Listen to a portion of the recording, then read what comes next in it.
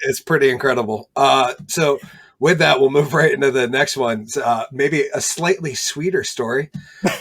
Finding a bullet in a bag of Cheetos. At least it wasn't Shellfish this time.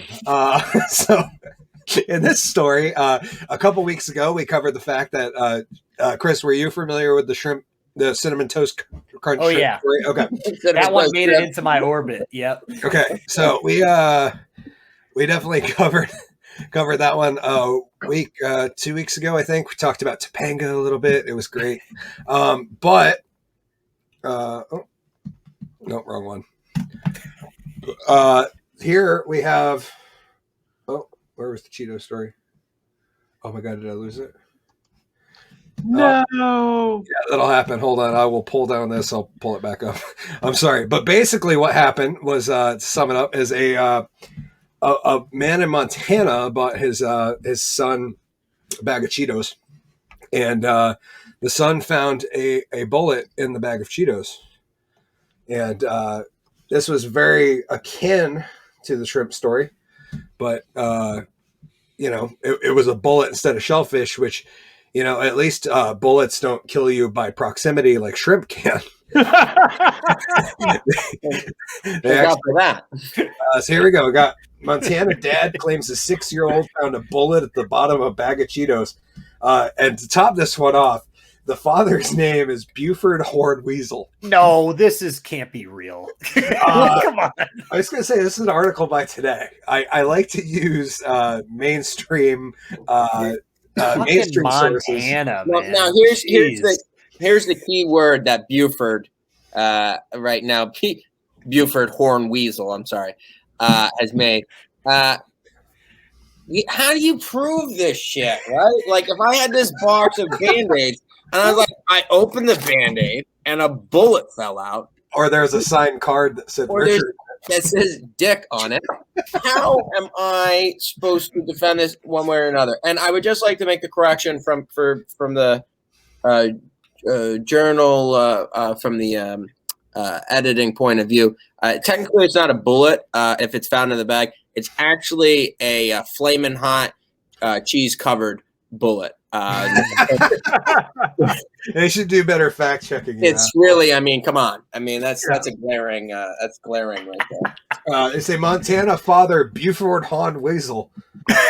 Buford Horned Weasel said his 6-year-old son found a spent bullet in a 3-ounce bag of flaming hot Cheetos Puffs a day after the boy first opened the bag. The father says the bag was purchased on Saturday at a convenience store in Kalispell, Montana. And then from there on out, they just refer to him as Horned Weasel, which is where I got really confused reading the article earlier. But Horned Weasel told Today Food that the family had driven from their home in Elmo, Montana to the city to do some last-minute Easter shopping when they stopped for a snack at the convenience store.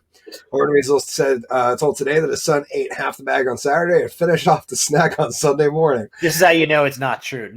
When has anyone ever stopped at half of a snack size bag? Yeah. Excellent point, Kris.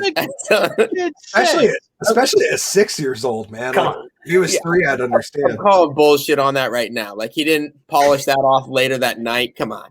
Oh, I ate half the pint of Ben and Jerry's. Yeah. Sure. Likely story, kid. He finished them at the bottom of the bag, and at the bottom of the bag was the bullet, Horned Weasel said. He just picked it up and asked his mom what it was, but I'm pretty sure he knew. He grabbed it and then showed his mom and said, "Mom, look at the bullet." And she freaked out, Horned Weasel said that there was a slight tear by the fresh by date on the bag, but he wasn't sure if his son had done that or if the bag had been like that when they bought it. And that's the picture of the bullet that actually you can see right in here has some very nice accumulation of flaming hot dust. Nice. Yeah, that bullet's probably nice forensics, Hickory. Yeah, and I would go out on a limb and say that this is a handgun round, which I guess it's a very weak handgun round if it managed to get stopped by a bag of Cheetos. I was going to say I wouldn't put a whole lot of weight on it carrying that as a defensive round. If a bag of Cheetos is enough to... Yeah, it adds all sorts of interesting questions. They go on to say, this is the other suspicious part, is that they're in Montana. and he doesn't even own a hunting rifle, which well, So how is the kid supposed to know what a fucking bullet is if he doesn't even own a fucking hunting rifle? I was gonna say, especially with the fact that like even Elmer Fudd doesn't have his guns anymore. How do these kids learn? Especially because it's not a full cartridge. You know what I mean? Yeah. And that's what you're used to seeing the picture of when people are like, "Oh, that to me looked like, for lack of a better word, an entire bullet." And I'd like to run a little Mythbusters moment right here. As you boys can see, I have this plastic bag right here. Okay, and we're going to say that this plastic bag represents a chip bag, and I'm going to take this just very basic bullet that looks like it's about the same size. I'm going to drop that in this bag. Okay, and whoa, what the hell happened? It's a way fucking heavy thing in the bag. Whoa. Way heavier than a corn puff Cheeto. It's a bullet, which when I move it around, it feels like there's a bullet in it. And now if I'm a guy who buys it, I buy it and I go, whoa, wait a second. That feels like there's a bullet in that bag. I got some extra Cheetos in this bag. That would have been my thought. But it takes me 48 hours before I'm like, wait a second. There's a ball of lead in this bag. That's supposed to be 4 ounces. Nick Waters comments in, says, I need to start buying Cheetos by the case. He also said, so it was only the case, not an actual bullet. No, Nick, that's sorry. That's just the bullet. That is not the casing. That is just the copper covered lead projectile that we refer to as a bullet. The whole thing would be a cartridge. The bronze part would be a casing. What's in the casing is called powder. And what's on the bottom side of the casing would be a primer.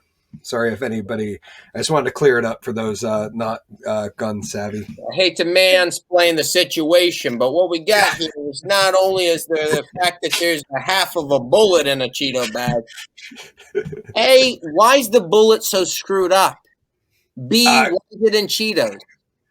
Right? I would assume it got fired and came into contact with something, because that's like pretty normal for a bullet to look like after it's, I don't know, had impact. I think that's what any object that's been subjected to living in flaming hot dust for a few months, that's what happens. You know? The lead's gone. It's like a Coca-Cola. That's like with the tooth and the Coca-Cola thing. It's like there actually was an entire lead cartridge. Apparently the flaming hot dust ate it up. Is this the type of thing that I'm just kind of wondering?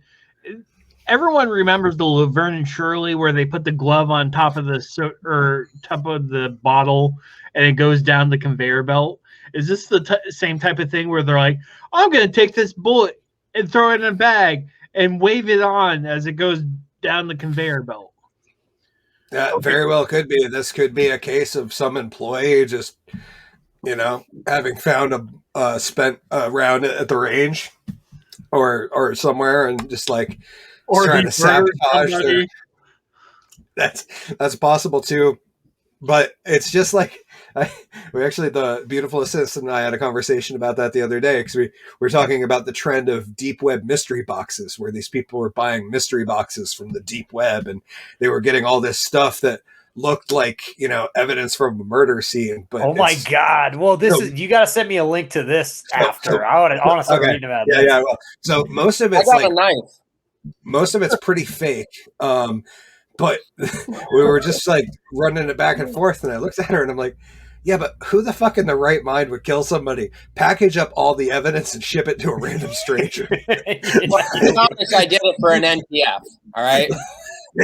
You really have to be. I'm like, no, some guy went around a Goodwill and was like, oh, here's a girl's dress. Okay, here's a pair of socks. Here's an old hunting knife. In that. Mm-hmm. Okay. And I'm like, well, we spent $20 and we charged this idiot $300 and we shipped him a package with $20 worth of stuff in it. So you like the true crime shows, huh? Yeah, I will admit that the number one podcast I listen to, Sword and Scale. We just got Sword and Scale Plus. We've been listening to the hell out of it. Jason P. Mercier comments and says, be very quiet. I'm hunting Cheetos bags.